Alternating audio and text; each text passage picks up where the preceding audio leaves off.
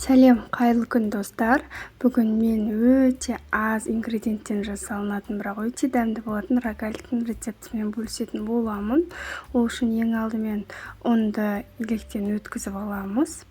Содан соң сары майды салып, жақсылап үгітетін боламыз.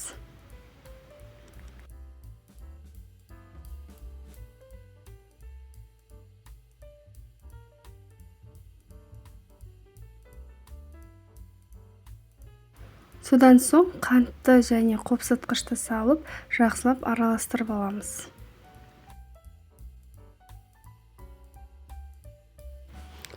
Айранды құйып, жұмсақ қамыр илейміз. Қамыр дайын болған соң оны тоңазытқышта жарты сағат сақтаймыз. Тоңазытқыштан шыққан қамырымызды жайып, рогаликтің формаларын жасаймыз.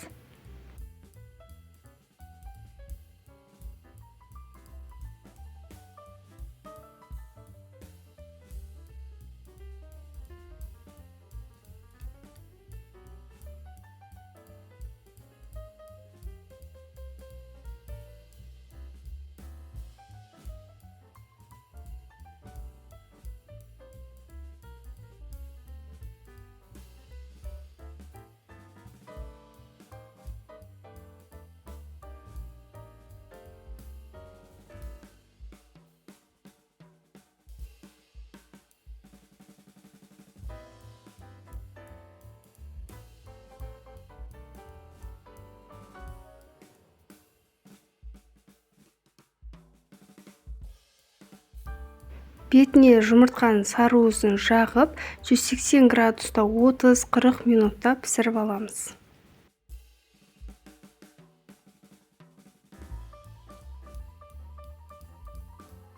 Мінекей достар, рогаликтер өте дәмді болып шығады және песочный болады.